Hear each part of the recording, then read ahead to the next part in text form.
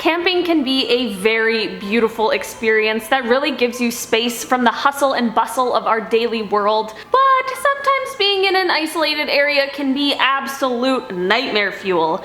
From strange sounds to strange findings to just some really strange people. On today's list, I will be covering 10 dark things that happened during camping. Starting off at our number 10 spot, we have the middle of nowhere. This story starts off when this person was really young and on a camping trip with their family. They went to bed around 10 p.m. one night in their sleeping bag inside of the tent, and both their older brother and their mom were also there, and they were also heading to bed at the same time. This is all pretty normal camping stuff so far, but this is when things get a little weird. After falling asleep, the next thing this person remembers is waking up in the middle of the night, but they weren't in the tent anymore, and now they were suddenly somewhere in the middle of the woods, but they were still in the sleeping bag that they fell asleep in. Obviously, this would be absolutely terrifying to anyone, especially a child, so they start yelling for their mom, who then began yelling back, and of course, both of them were pretty panicked. Luckily, they weren't too far from each other, so the mom quickly found them, and everyone was totally safe and sound. But to this day, they still don't know how they ended up all the way out there in the middle of the woods, still inside their sleeping bag.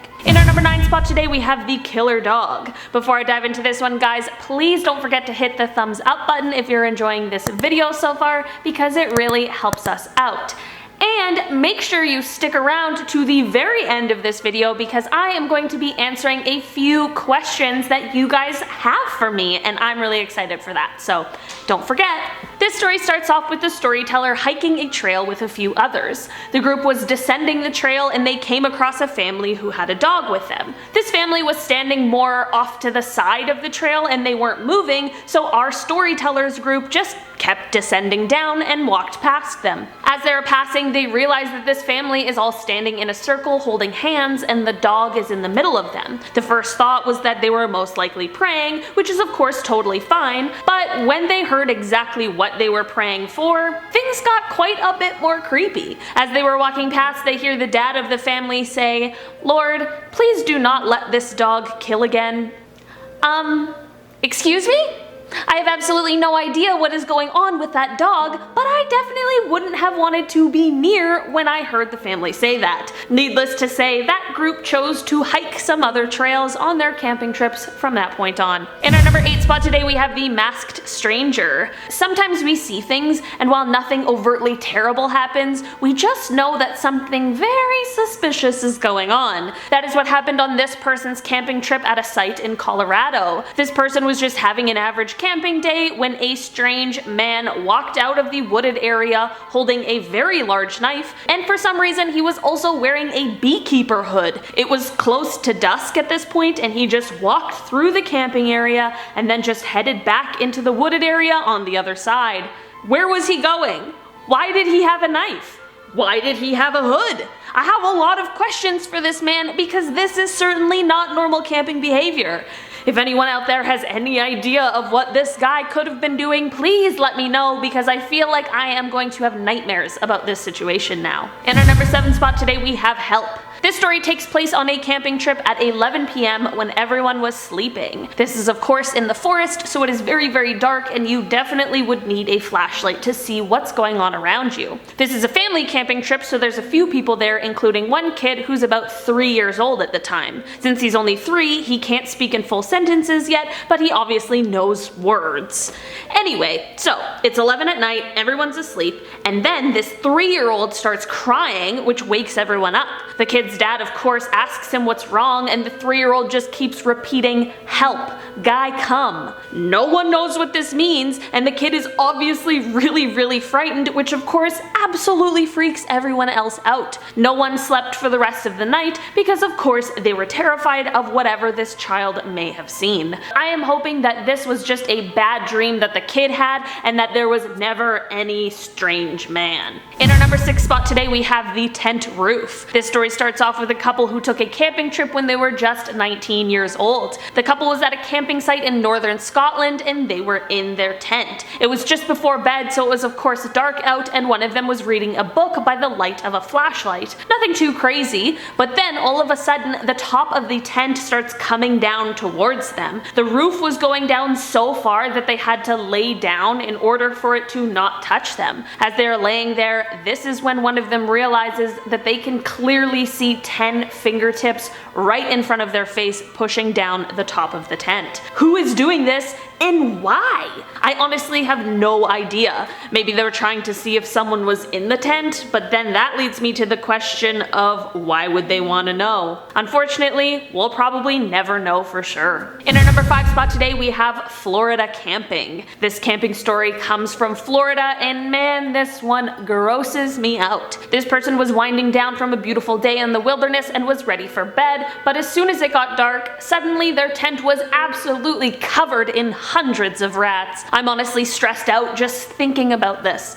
They explained that these rats were absolutely everywhere. They were climbing up the ropes and were even on top of the tent. This camper got out of the tent and started a fire. They stayed up all night because, of course, how could you possibly sleep after that? The rats left and this person felt like they had all gone and hopefully all the rats just moved to another spot, so this person decided to risk it and stay another night, which I personally think is insane. Of course, once it got dark again, the rats returned and it seemed like there were even more this time. The camper did the same thing as the night before and got the fire started, which again made all of the rats leave, thankfully. When morning hit, they packed up their camping equipment because it was most definitely time to head to another spot. Has anyone else experienced this kind of a thing? I honestly probably would have packed up and left immediately if I ever had to go through that. In our number 4 spot today, we have the dawn hike. This story is one that I absolutely could not imagine. One day, 2 guys were hiking at dawn on one of their camping trips.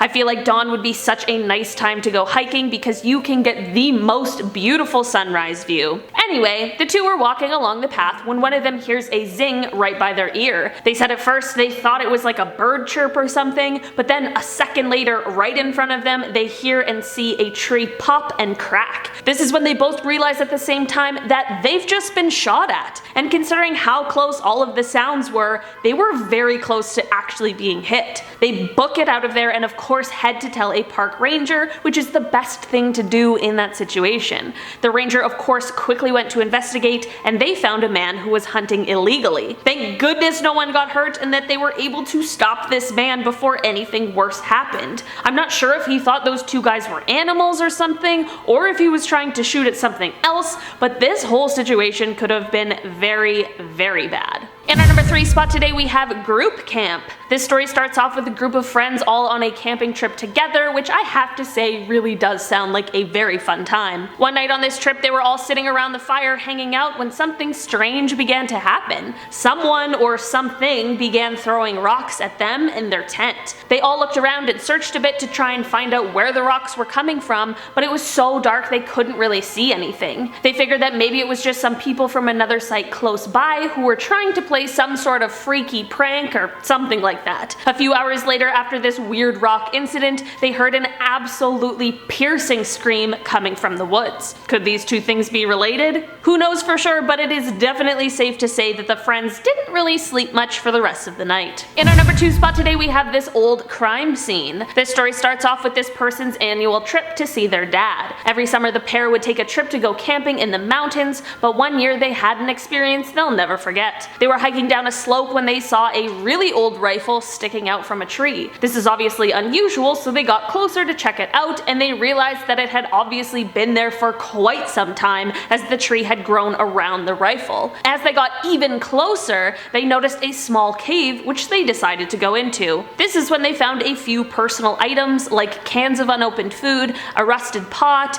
and an old wool blanket. You know, things that made it seem like at some point someone was living inside of this cave. The dad went over to the blanket and unrolled it, and this is when it revealed a shirt with holes and blood stains that was all crumpled up inside of this blanket. Did these two stumble upon some super old crime scene? They unfortunately aren't exactly sure what happened here, but it is all very, very suspicious. And in our number 1 spot today, we have the whistling. This very eerie story comes from a couple, and it takes place at a pretty empty campsite that was located in California. The pair set up their camp, made some food for dinner, and headed to bed one night, but in the middle of their sleep, they were woken up by a sound. This sound was actually the sound of a person whistling in the tune of When the Saints Come Marching In. The pair laid frozen in fear, just hoping that if they remained silent, this person would just carry on with their business, but things took an even creepier turn. The whistling turned into chanting, and this person was saying, "When you sleep here, you disrespect me, and when you disrespect me, you disrespect the US Marines."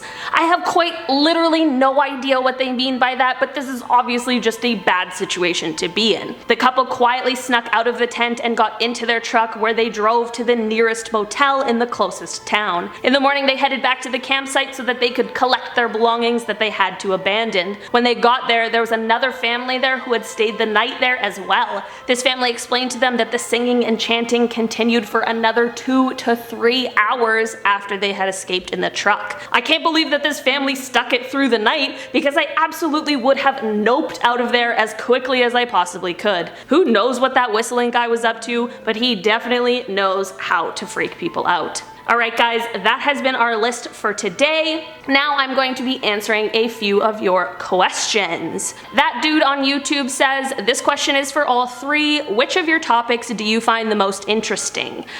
For me personally, I'm really interested in true crime, so I would say those ones are probably the most interesting for me. Like this camping one is really cool. I just like real things that have happened to people. I think that that's crazy. Madhamida Khan, I'm so sorry if I said your name wrong, asked, what are or were your mainstream jobs other than at top 10?